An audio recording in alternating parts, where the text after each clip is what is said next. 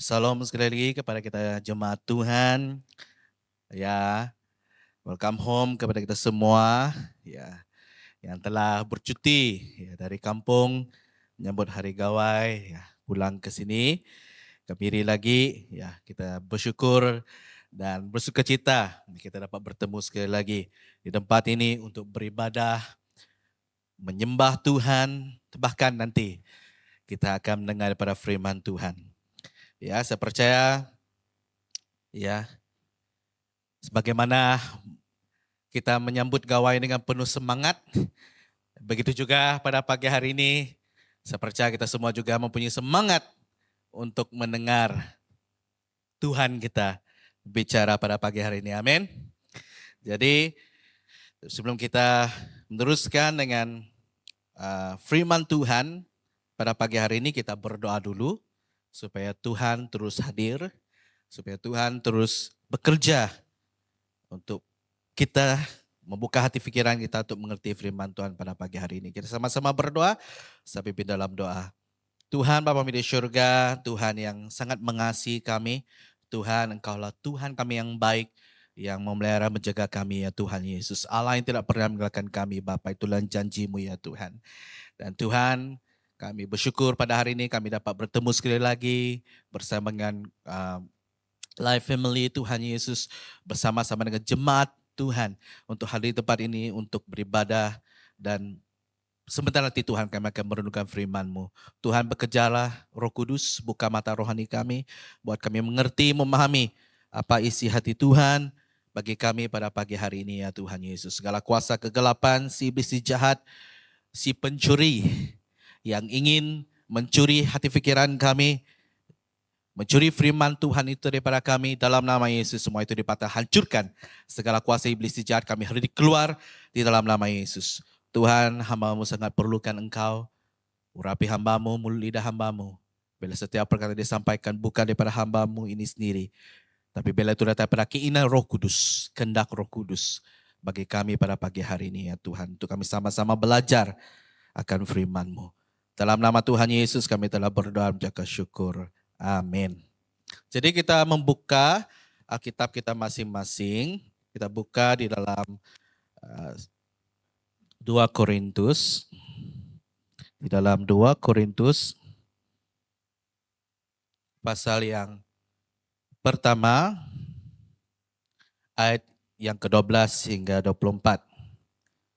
Sekali lagi saya ulangi, di dalam 2 Korintus pasal yang pertama, ayat yang ke-12 hingga ayat yang ke-24. Jemaat Tuhan yang sudah menemui firman Tuhan ini, sila katakan yes. Jadi saya akan bacakan untuk kita baca dan kita renungkan bersama. Tajuk besar di atas adalah perubahan dalam rencana Paulus. Ayat 12, inilah yang kami megahkan, yaitu bahwa suara hati kami memberi kesaksian kepada kami bahwa hidup kami di dunia ini, khususnya dalam hubungan kami dengan kamu, dikuasai oleh ketulusan dan kemurnian dari Allah, bukan oleh hikmat duniawi, tetapi oleh kekuatan kasih karunia Allah. Sebab kami hanya menuliskan kepada kamu apa yang dapat kamu baca dan fahamkan. Dan aku harap mudah-mudahan kamu akan memahaminya sepenuhnya. Seperti yang telah kamu fahamkan sebagainya dari kami. Yaitu bahwa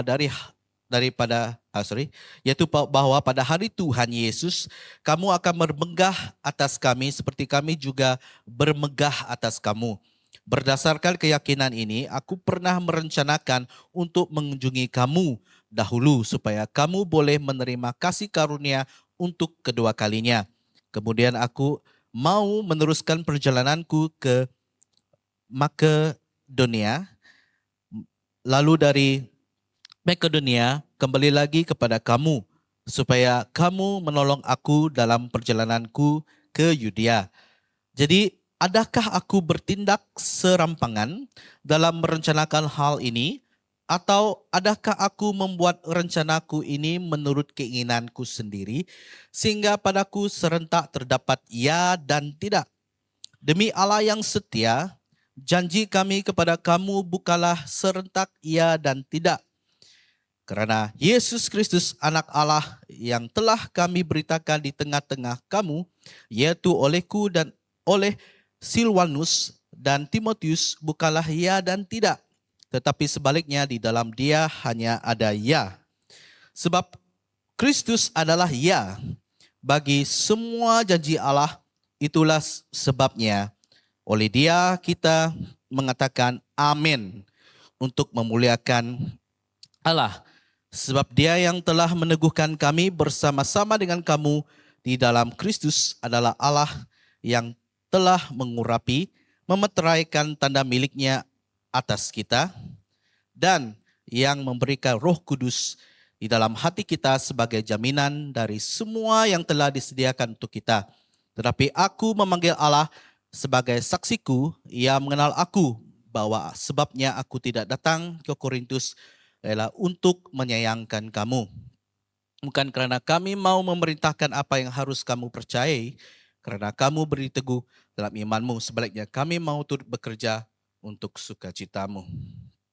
Jadi tajuk ataupun tema yang saya akan bawa kepada kita pada pagi hari ini yaitu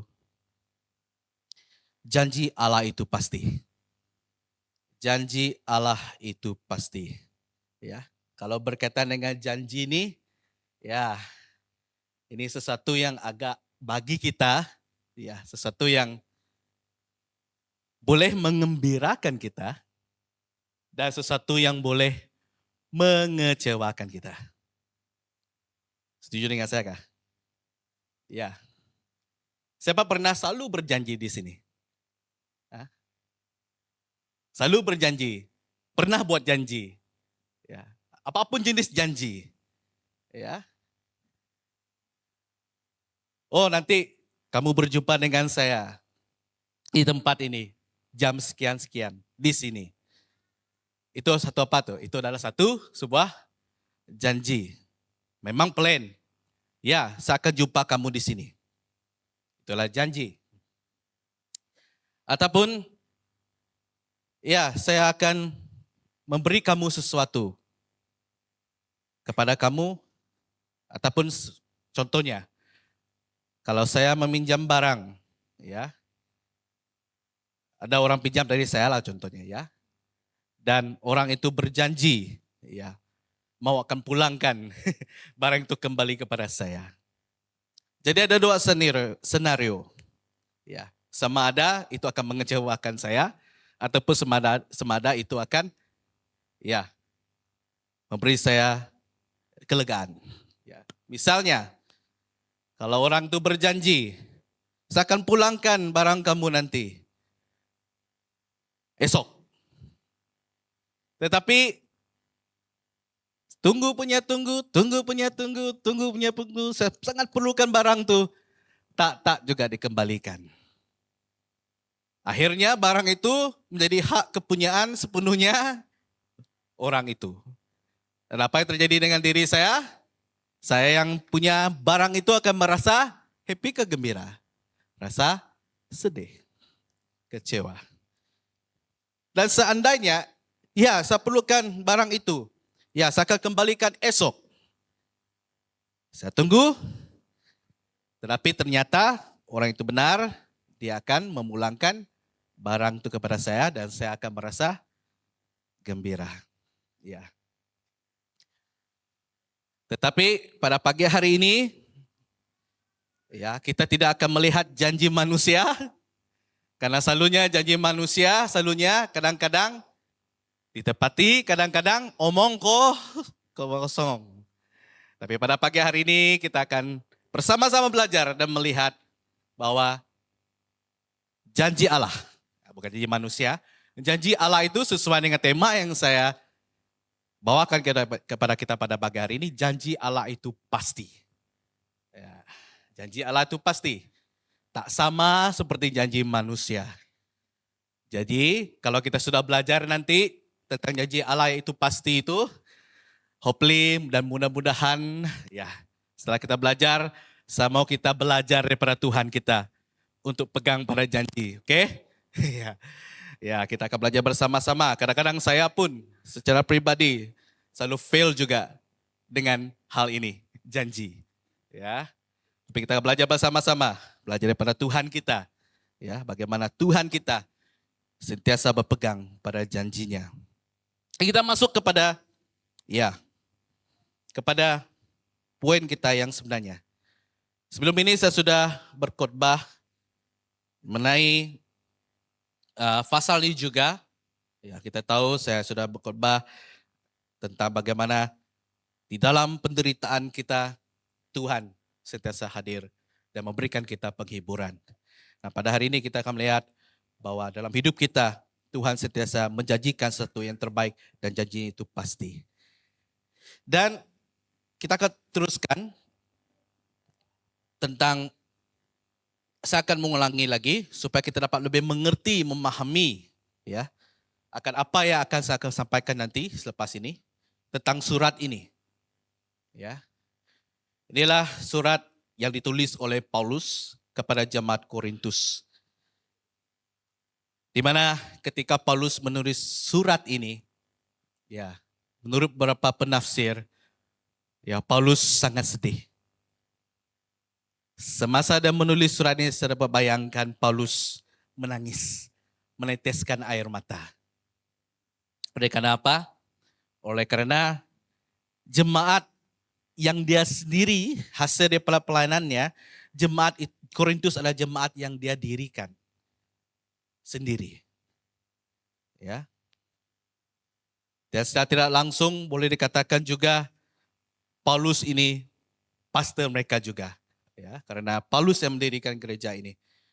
Tapi ternyata, ya, setelah Paulus dia pergi meneruskan misinya, ya, visinya untuk terus menyampaikan, memberitakan Injil di mana-mana tempat. Ketika Paulus tidak bersama dengan mereka, ya, kita tahu di 1 Korintus pun selama ini kita sudah menelusuri 1 Korintus. Jemaat Korintus ini sudah berubah, ya. Mereka dipengaruhi, ya. Ya, lagipun mereka dipengaruhi dengan pelbagai keadaan di sekeliling mereka, dipengaruhi dengan segala agama-agama lain, dipengaruhi dengan segala kepercayaan-kepercayaan lain dan sebagainya, dikuasai dan dipengaruhi dengan keadaan moral, ya, masyarakat di sekeliling mereka, ya, sehingga mereka berubah dan cara mereka beribadah pun berubah, ya, tidak sesuai lagi, tidak sejajar, tidak selaras lagi dengan kebenaran firman Tuhan, sehingga Paulus sentiasa menulis surat yang agak tegas, ya, menegur, menasihati jemaat Korintus, ya, pada ketika itu. Dan ternyata dengan teguran Paulus ini kepada jemaat Korintus, ramai jemaat Korintus yang tidak puas hati dengan dia. Ramai jemaat Korintus yang mempunyai hasad dengki dengan Paulus. Bahkan ada yang jealous dengan dia. Ada yang ingin bertanding dengan, bersaing dengan dia, ya, sebagai pemimpin rohani.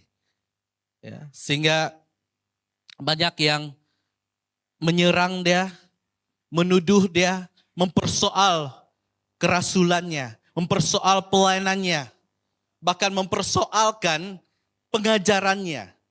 Ya. Dengan kata lain, jemaat Korintus ini, ramai daripada mereka sudah mulai menolak Paulus, walaupun Paulus ini pada mulanya dia mendirikan gereja. Bayangkan, Paulus mendirikan gereja ini, dia bermula bersama dengan jemaat Korintus dari mula-mula pertumbuhan rohani mereka. Bayangkan betapa sedihnya dia.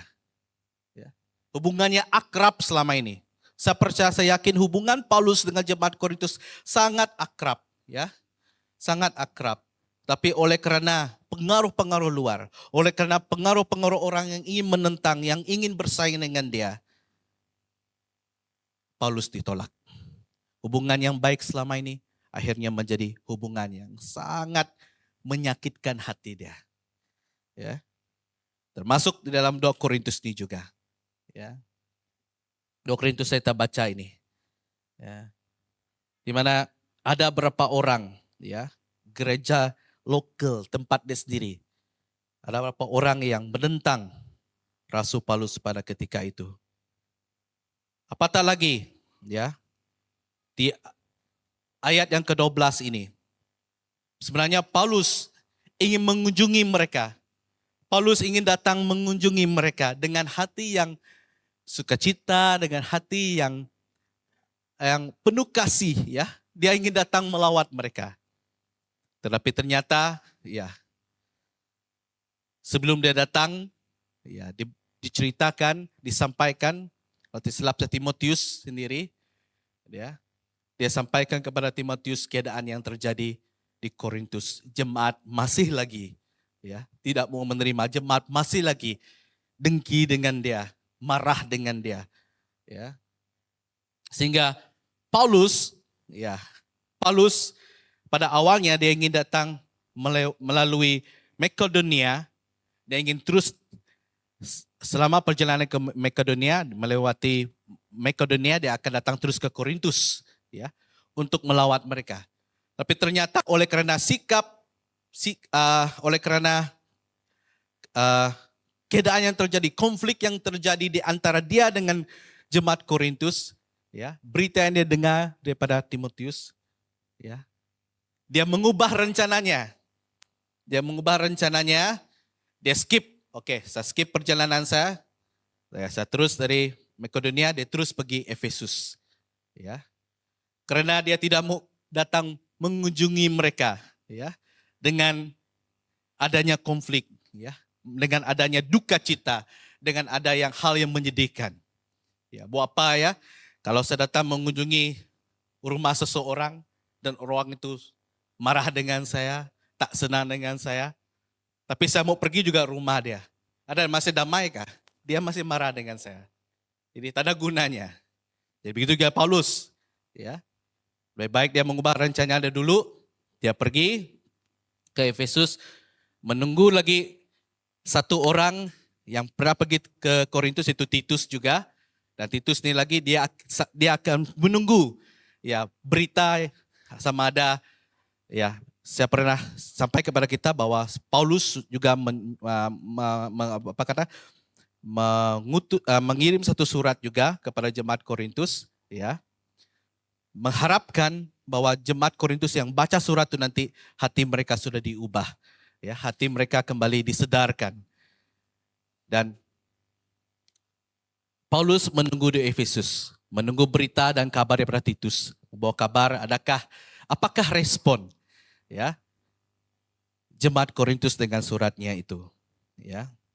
Sebab itulah, tapi kalau responnya baik, kalau respon jemaat Korintus sudah berubah menjadi baik, tak ada konflik lagi, mau menerima dia, maka, ya, setelah perjalanan dari Efesus nanti, dia akan kembali lagi, dia berjanji bahwa dia akan kembali lagi kepada jemaat Korintus, ya. Jadi pada awalnya memang dia merencanakan, dan itu pun dipersoalkan. Jadi perjalanannya skip, ya, harusnya dia pergi Korintus, tapi dia skip perjalanan ke Korintus oleh karena konflik itu. Dia skip dulu, dia terus pergi Efesus. Itu pun dipersoalkan oleh orang-orang yang membenci dia. Mereka memiliki kesempatan dengan perubahan rencananya. Mereka memiliki kesempatan dengan dia mengubah rencana untuk datang ke Korintus. Ya, mereka mewawarkan, lihat Paulus ini, dia tak mengota janjinya. Paulus ini, dia tidak berpendirian. Ya, dalam bahasa Endon, berplin-plan. Ya, tidak berpegang teguh. Cakap saja, tapi tak juga dia datang. Kalau dia tak datang, kalau karakter Paulus macam ni, ya, ini orang yang membenci Paulus nih, dia sedang mempengaruhi jemaat Korintus. Ya, kalau Paulus mempunyai karakter sedemikian, tidak berpendirian, semestinya pengajarannya pun tidak teguh. Semestinya pengajarannya pun tidak firm. Tak perlulah percaya dia. Tak perlulah percaya akan pengajaran tentang Injil dia sampaikan. Sampai Injilnya yang diberitakan oleh Paulus pun, ya, mereka katakan bahwa ya, kalau karakter Paulus kerasulannya dipersoalkan, tidak pasti kita meragukan dia, apatah lagi pengajarannya, apatah lagi pemberitaan Injilnya pun diragukan. Ya. Tapi Paulus di sini ya membela diri dia juga. Pada masa yang sama Paulus juga tidak mau jemaat Korintus terus memandang dan menganggap Injil yang disampaikan itu adalah salah, tak benar. Jadi di sini Paulus sambil membela diri dia bahwa janjinya itu ya memang benar, janjinya itu adalah didasarkan oleh Allah ya sendiri. Pada masa yang sama Paulus ingin membersih pikiran jemaat Korintus ini ya, memulihkan pikiran mereka, mindset mereka tentang Allah, tentang Tuhan yang dia beritakan. Karena jemaat Korintus sudah memikirkan pengajaran, Allah yang dia sampaikan, Yesus dia sampaikan tidak benar dan sebagainya. Jadi itu berkaitan juga tentang janji. Jadi kita akan masuk pada poin yang pertama. Jadi Paulus ingin menjelaskan kepada jemaat Korintus bahwa Allah itu tidak berubah dan setia menepati janjinya. Kita lihat di ayat yang ke-18. Tapi saya akan tekan ke ayat ke-18 dan ke-19. Dikatakan di sana, demi Allah yang setia, janji kami kepada kamu bukanlah serentak ya dan tidak. Ya. Karena Yesus Kristus anak Allah yang telah kami beritakan di tengah-tengah kamu, yang olehku dan oleh Silwanus dan Timotius bukanlah ya dan tidak. Tetapi sebaliknya di dalam dia hanya ada ya. Ya, sebaliknya hanya ada ya. Jadi Paulus ingin menjelaskan kepada jemaat Korintus bahwa perubahan rancangan perjalanannya bukanlah karena dia seorang yang tidak berpendirian atau tidak dapat dipercayai. Sebaliknya Paulus menegaskan bahwa Allah yang dilayaninya ialah Allah yang setia dan sentiasa menepati janjinya. Paulus sudah berpegang teguh dengan imannya. Dia percaya bahwa Allah itu setia. Dia percaya bahwa Allah itu sentiasa menyertainya. Ya, sejak awal pertobatan Paulus, ya, semenjak Paulus, ya, kisah Paulus, pertobatan Paulus, dia pergi ke Damsyik, ya, dia ingin pergi mengenaya orang Kristen dan Tuhan berjumpa dengan dia secara nyata, secara ajaib, ya. Kita tahu kisah itu. Dan sejak daripada pertobatan itu, Tuhan sudah berjanji bahwa Tuhan ingin memakai Paulus untuk memberitakan Injil. Bukan hanya sekadar Tuhan ingin memberitahu bahwa Paulus akan dipakai Tuhan yang luar biasa untuk memberitakan Injil, tapi Tuhan juga berjanji bahwa Tuhan akan menyertai Paulus. Dan di dalam Paulus melayani Tuhan, dalam pelayanan Paulus, dia sendiri mengalami bagaimana semua janji Allah itu digenapi dalam hidupnya. Dia melihat bahwa Allah itu setia dalam setiap pelayanannya. Walaupun Paulus menghadapi berbagai banyak tantangan, menghadapi banyak pengenaian, menghadapi banyak pencobaan, menghadapi banyak tantangan.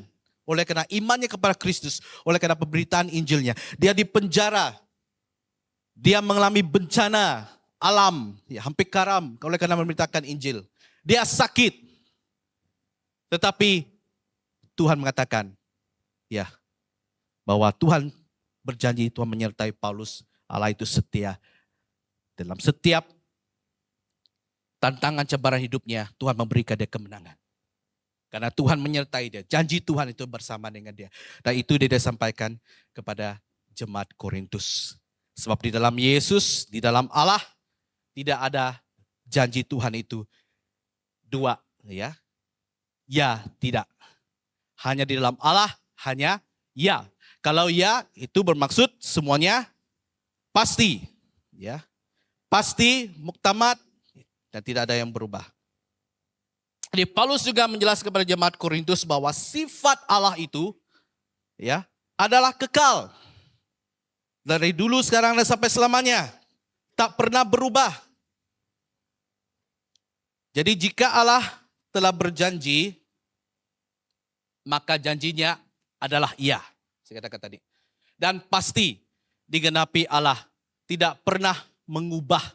Allah tidak pernah melanggar ataupun membatalkan ataupun memungkiri janjinya dalam kehidupan umat-umat orang yang percaya. Kita sudah melihat bahwa sejak dari dulu kala ya, Tuhan sudah berjanji. Walaupun setelah Adam dengan Hawa, manusia awal jatuh dalam dosa sekalipun, di sana Tuhan sudah berjanji. Awal-awal sudah Tuhan berjanji bahwa Tuhan akan menyelamatkan umat manusia daripada belenggu dosa. Sejak dari zaman Adam dengan Hawa. Dan kita melihat juga bahwa Tuhan, kita lihat di perjanjian lama, bagaimana Tuhan menyertai umat Israel, umat pilihannya. Ya. Dalam setiap musim, dalam setiap zaman, walaupun zaman berubah-ubah, tapi Allah tetap berpegang pada janjinya. Allah tetap menyelamatkan.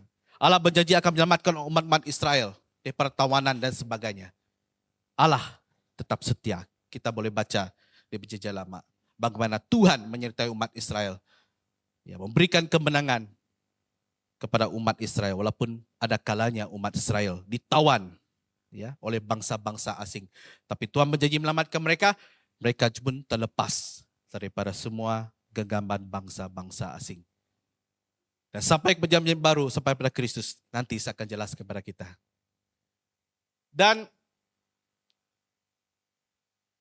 Paulus juga menyatakan bahwa kesetiaan Allah itu tidak bergantung kepada keadaan, ya, masa ataupun perasaan manusia semata-mata. Dia tetap sama dahulu, sekarang, dan selamanya. Ya. Maksudnya Allah itu tidak pernah berubah. Ya. Kesetiaan Allah itu tidak terpengaruhi ya, dengan keadaan, dengan peredaran zaman, ya, dengan masa, apatah lagi dengan keadaan kita manusia. Ketika manusia berubah, Allah tetap setia. Amin. Ketika keadaan berubah sekalipun, Allah tetap berkuasa. Amin. Ketika manusia gagal sekalipun, Allah tetap memegang dan menggenapi janjinya dalam hidup kita.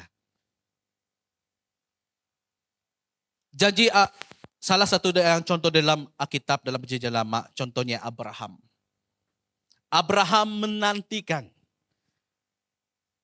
anak, ya, daripada dia dengan istrinya, Sarah. Karena Tuhan telah berjanji kepada Abraham bahwa Abraham akan mempunyai anak. Dan dikatakan, ditunjuk lagi dengan Tuhan. Tuhan menyatakan, seperti bintang-bintang di langit inilah, begitulah jumlah anak cucumu nanti. Wow, bagus janji itu kan? Tetapi sayang sekali, oleh karena Abraham hanya mendengar suara istrinya, karena istrinya pun sedang menanti-nanti, yang memang pasti Abraham pun menceritakan tentang janji Allah itu kepada Sarah juga. Tetapi ternyata Sarah tak tahan menunggu janji Allah itu digenapi. Apa yang istri lakukan? Istrinya sendiri menuduh Allah. Oh Tuhan, tidak mau beri seanak. Ada dalam firman itu kita boleh baca. Sarah mengatakan Allah tidak mau beri seanak. Lebih baik kamu tidur dengan orang gaji kita. Ya, hamba kita. Namanya siapa? Nah, soalan sekolah minggu tuh. Ya, Hagar. Lebih baik kamu tidur dengan dia supaya kamu memperoleh anak. Dan akhirnya yang lahir siapa? Ishak. Ismail, betul. Syukur. Ya. Ismail. Oleh karena apa? Oleh karena Abraham dan juga Sarah tidak tahan menunggu janji Allah digenapi. Tetapi adakah Allah, oleh karena, baguslah tuh kamu sudah atur saya, kata Tuhan. Thank you Sarah sebab kamu sudah atur saya dengan baik. Kamu sudah atur rencana saya. Abraham sudah ada anak melalui hambamu. Thank you so much karena engkau pandai mengatur. Tidak ada Tuhan bangga dan memuji Sarah begitu. Tetapi ternyata walaupun ada perubahan di sana, walaupun oleh karena Sarah boleh dikatakan mengganggu juga rencananya Tuhan, tapi Allah tidak terpengaruh dengan itu. Allah tidak terpengaruh dengan apa yang sudah Sarah ubahkan. Tuhan tetap menepati janjinya kepada Abraham dengan Sarah. Walaupun di lanjut umur Sarah itu sudah tua, sekalipun mereka doa menanti dan menunggu, akhirnya mukjizat terjadi. Dengan keadaan yang tubuh yang sudah uzur, yang sudah tua, Tuhan membuka rahimnya.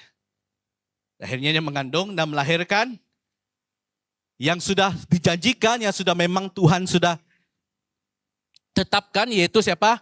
Namanya lahir Ishak. Dan Ishak itulah bukti, janji Allah itu sudah tergenapi.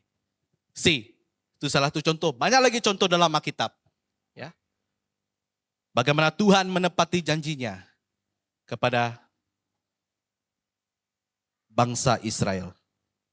Walaupun perubahan zaman, walaupun bangsa Israel tegar tengkuk, selalu saja tidak setia kepada Allah, berdosa, bertobat, berdosa lagi, bertobat. Berdosa lagi, bertobat, berdosa lagi. Tapi Allah tetap setia. Walaupun manusia itu berubah. Walaupun manusia itu tidak setia. Apatah lagi tidak setia kepada Allah. Ingat, walaupun saya tidak setia kepada Allah. Tapi Allah tak pernah berubah, dia tetap setia dengan kita. Dan itu dirasai, itu dialami oleh Paulus. Sebab Paulus mengalami kesetiaan Allah itu. Oleh karena itulah Paulus setia kepada janji Allah. Seterusnya, janji Allah digenapi dan akan digenapi. Janji Allah telah digenapi dan akan digenapi. Kita lihat di ayat 14, 20, 22. Tapi kita lihat di ayat yang ke-20 hingga 22 dulu. Saya bacakan untuk kita. Ayat yang ke-20 dan 22. Sebab Kristus adalah ya bagi semua janji Allah. Itulah sebabnya oleh dia kita mengatakan amin untuk memuliakan Allah. Sebab dia yang telah meneguhkan kami bersama-sama dengan kamu di dalam Kristus adalah Allah yang telah mengurapi, memeteraikan tanda miliknya atas kita dan yang memberikan Roh Kudus di dalam hati kita sebagai jaminan dari semua yang telah disediakan untuk kita. Sebab Kristus, ayat 20, adalah ya bagi semua janji Allah. Itulah sebabnya oleh dia kita mengatakan amin untuk memuliakan nama Allah. Di Paulus ingin menjelaskan kepada jemaat Korintus juga di sini. Bagaimana kita mengetahui bahwa janji Allah itu digenapi, bahwa janji Allah itu bekerja, bahwa janji itu Allah itu pasti dalam kehidupan kita orang umat manusia ataupun orang percaya adalah mulai ini. Jadi maksudnya semua janji Allah dari sejak purbakala Adam dengan Hawa sampai ke perjanjian baru, sampai kepada kita zaman sekarang ini, semua janji Allah itu berpusat dan sudah pun digenapi melalui anaknya Yesus Kristus. Sudah digenapi. Jadi apa yang sudah digenapi itu kita lihat di sini. Apa janji yang sudah digenapi melalui Yesus Kristus? Yang pertama adalah janji keselamatan dan janji keselamatan digenapi. Yang kedua, janji pengampunan dosa telah pun digenapi. Janji kehidupan kekal digenapi. Janji penyertaan Allah digenapi. Janji damai sejahtera dan pengharapan pun digenapi melalui Yesus Kristus. Mulai apa? Mulai pengorbanan Yesus di atas kayu salib. Ya. Jadi saudaraku yang kasih dalam Yesus Kristus. Jadi salib dan kebangkitan Kristus merupakan bukti terbesar bahwa Allah sentiasa menepati janjinya. Ya. Bukti terbesar. Salib Kristus itu adalah bukti terbesar bahwa Allah telah menepati janjinya melalui Yesus Kristus. Dan janji yang akan digenapi melalui Yesus juga, yang akan digenapi, yang sudah digenapi sejak 2000 tahun dahulu, dan akan digenapi ini. Janji kedatangan Yesus yang kedua kalinya. Itu iman kita. Ya. Dan janji langit dan bumi yang baru. Dan janji kemuliaan kekal bagi orang percaya. Itu setelah kedatangan Yesus yang kedua kalinya nanti. Itu janji yang kita harapkan. Ya. Yang akan kita tunggu, yang akan digenapi, yang akan kita terima kelak. We doesn't know. Mana tahu hari ini? Mana tahu esok? Ya, kita tak tahu.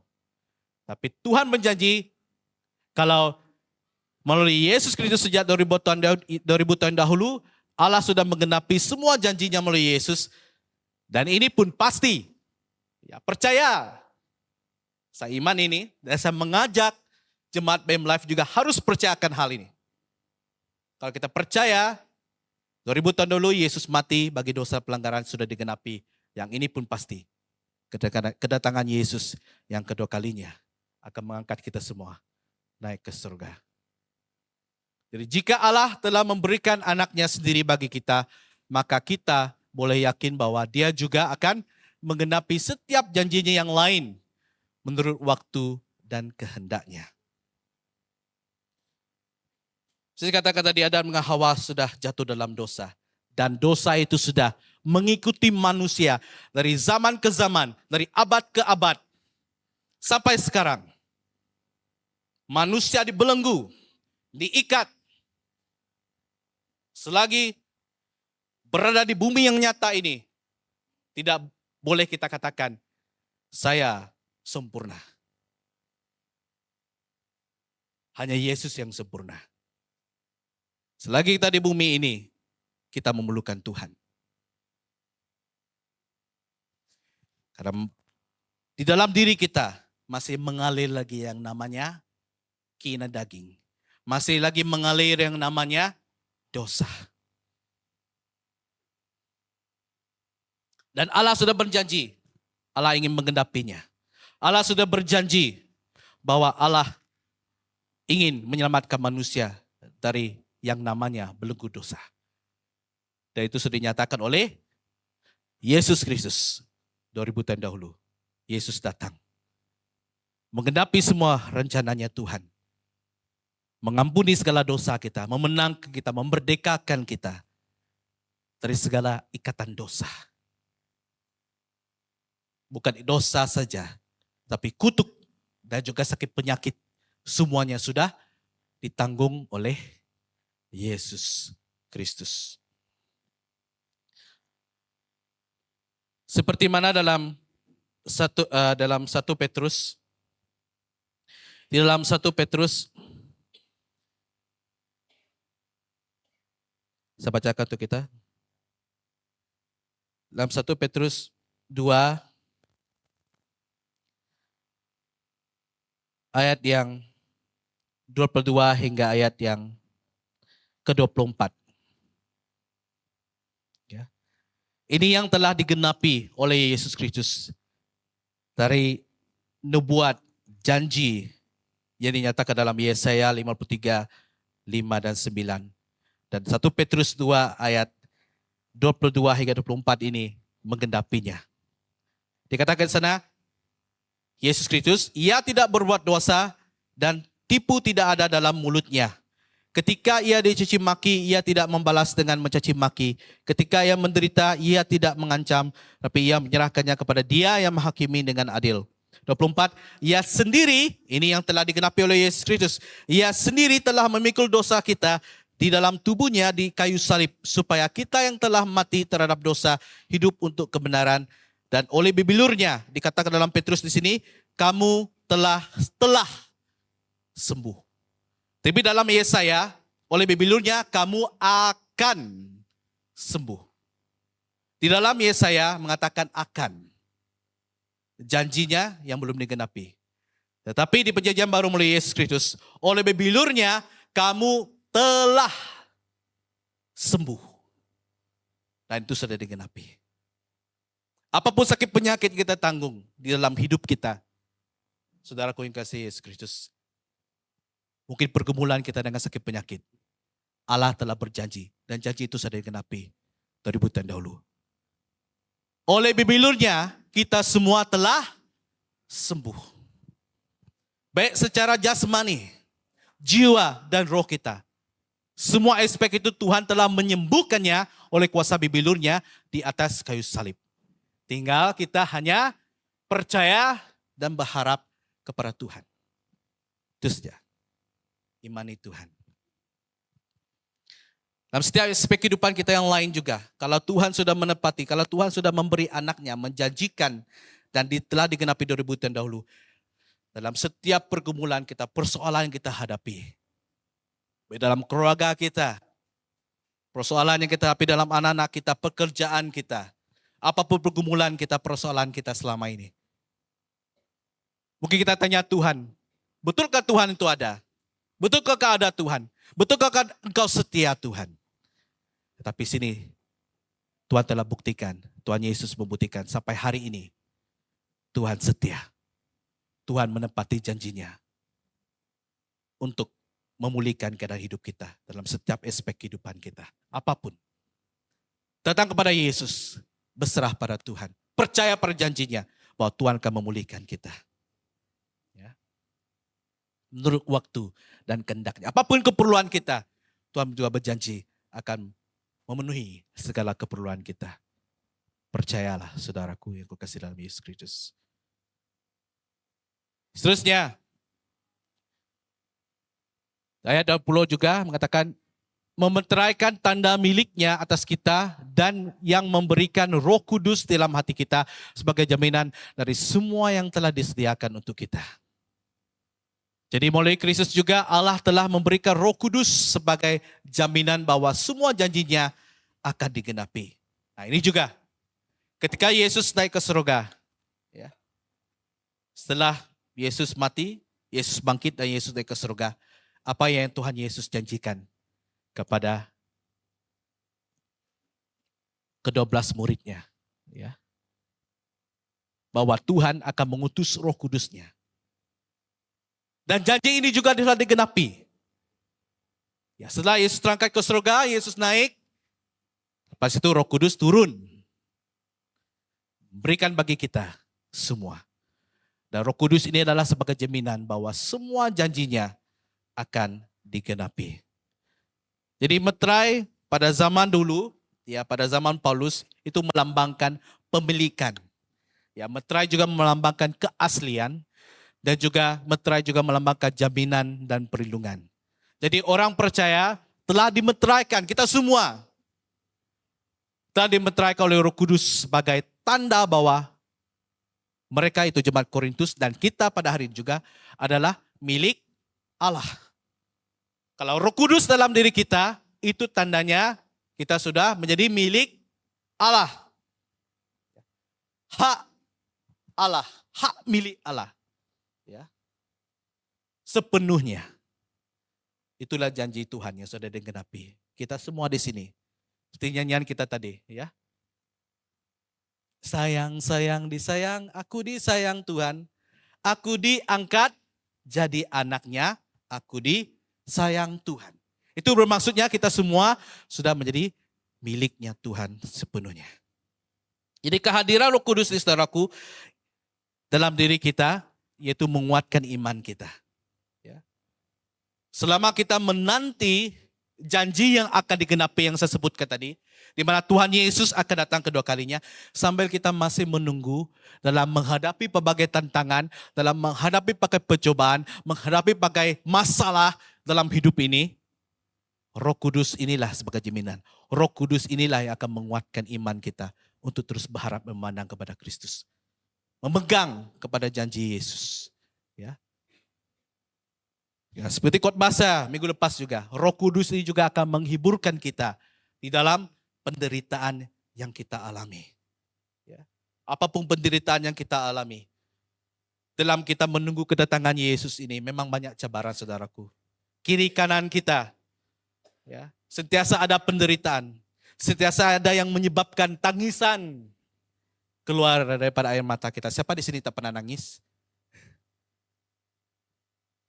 Sejak dari kecil kan, keluar daripada kandungan ibu sudah nangis-nangis.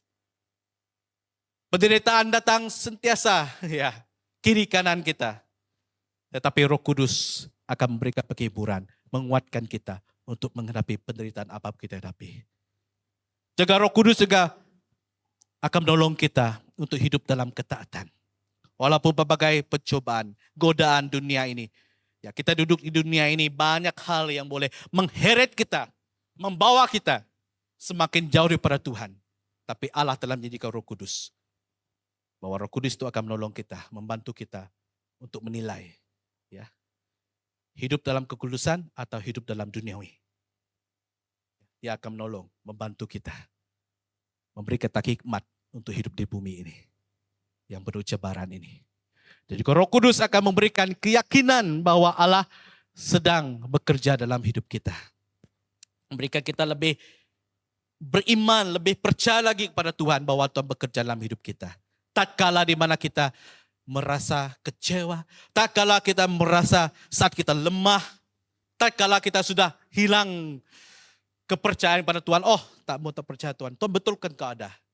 Tapi Roh Kudus memberikan keyakinan kembali, menguatkan iman kita kembali bahwa Allah setia, menyertai dan terus bekerja di dalam hidup kita. Ya. Yang terakhir, beriman sungguh-sungguh kepada janjinya Allah. Ayat 17-18. Tapi saya tekankan ayat 17. Jadi adakah aku bertindak serampangan dalam merencanakan hal ini? Atau adakah aku membuat rencanaku itu menurut keinginanku sendiri? Sehingga padaku serentak terdapat ya dan tidak. Jadi saudaraku yang kasih Yesus Kristus, sebenarnya Paulus mengemukakan soalan ini sebenarnya sebagai responnya terhadap tuduhan bahwa dia tidak mempunyai pendirian dan tidak boleh dipercayai. Jadi di sini Paulus menjelaskan bahwa segala perencanannya dilakukan dengan mencari kehendak Tuhan terlebih dahulu. Dan bukan semata-mata berdasarkan kehendaknya sendiri. Jadi melalui penjelasan ini, melalui persoalan ini, Paulus juga mengarahkan perhatian jemaat Korintus kepada satu perkara yang lebih penting. Yaitu mereka harus percaya kepada janji Allah yang ada dalam Kristus Yesus. Jadi iman kepada janji Allah bukan sekadar mengetahui bahwa Allah berjanji saja. Tetapi iman dan juga mempercayainya walaupun keadaan belum berubah dan jawaban belum kelihatan. Jadi saudaraku yang kasih dalam Yesus Kristus ini jadi penghalang yang sangat-sangat kuat. Di dalam diri kita sebagai orang percaya. Ketidakpercayaan. Menolak untuk percaya. Jadi ketidakpercayaan kita akan janji Allah ini, meragui janji Allah ini, boleh mengaburi mata rohani kita. Sehingga kita gagal melihat pekerjaan dan penggenapan janji Allah dalam hidup kita. Yesus Kristus adalah janji yang digenapi oleh Allah. Turun ke dunia, di tengah kegelapan dunia. Turun ke dunia di tengah-tengah orang berdosa. Dia turun kepada umatnya, umat pilihannya, umat Israel.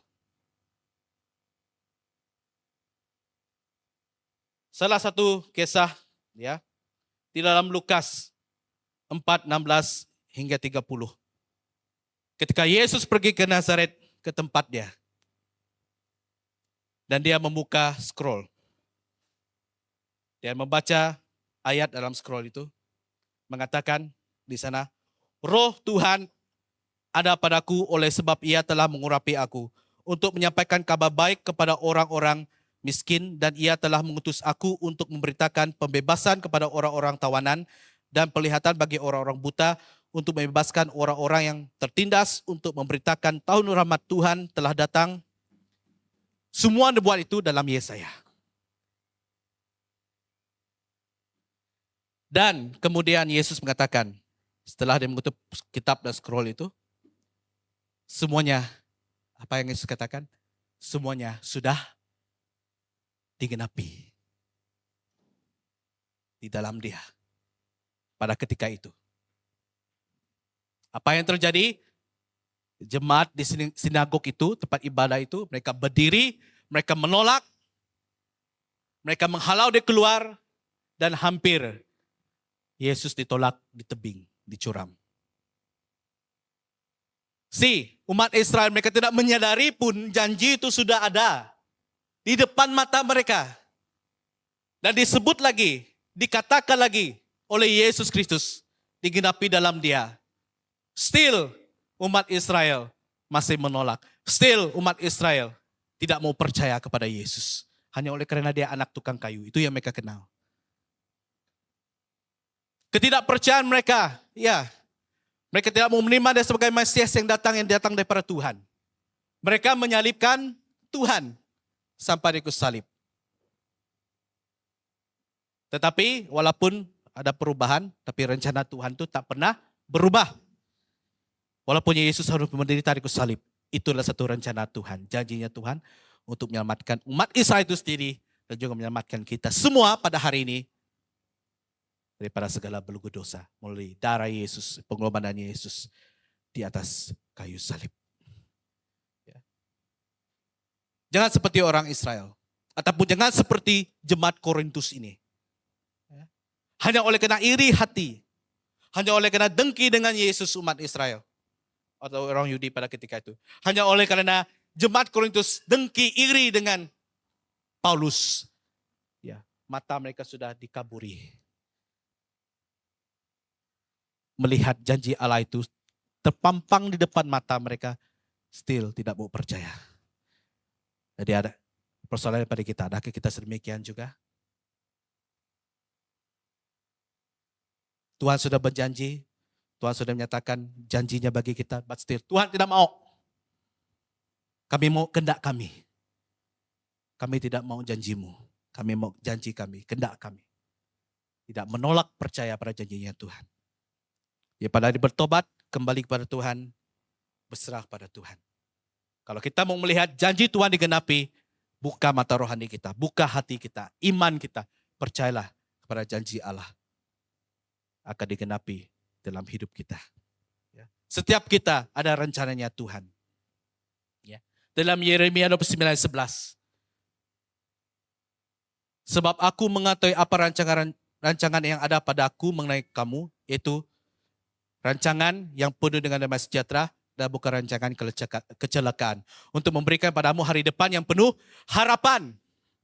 Yeremia 29:11. Itu adalah ayat firman Tuhan yang sangat famous juga. Itu janji Tuhan bagi kita. Kalau kita tidak imani firman Tuhan itu, tak percaya, nescaya kita tidak akan melihat janji Allah itu genapi dalam hidup kita.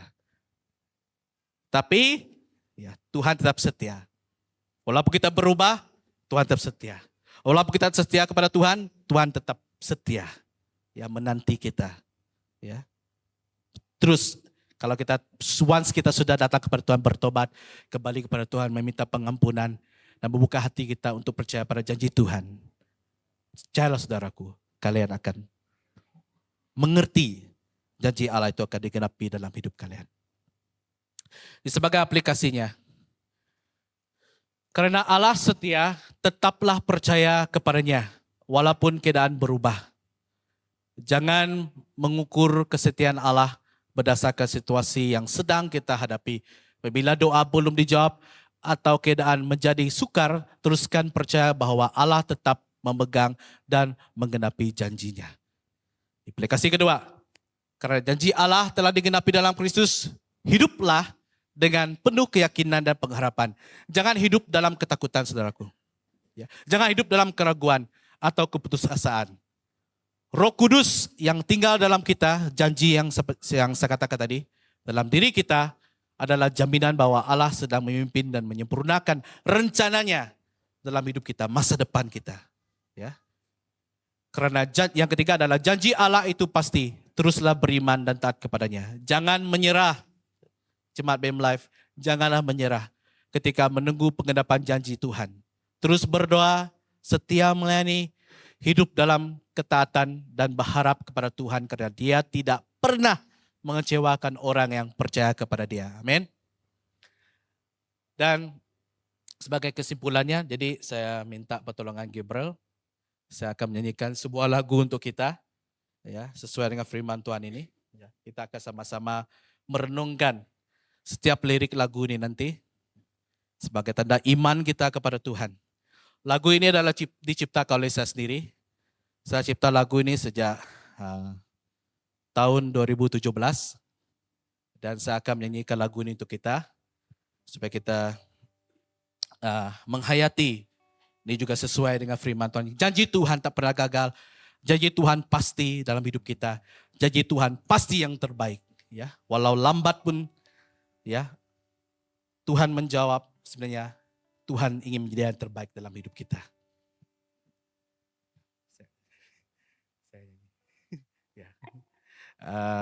Ya, bagi Mike dan itulah, oke. Kita akan merenungkan setiap lirik nyanyian ini. Dan kalau kalian mau nyanyi bersama dengan saya pun boleh, sebagai sikap doa kita di hadapan Tuhan. Ini akan menutup khotbah saya pada pagi hari ini. Sambil saya nyanyi ini kita boleh mendengar lagu ini dan siapa yang mau berdoa boleh berdoa kepada Tuhan.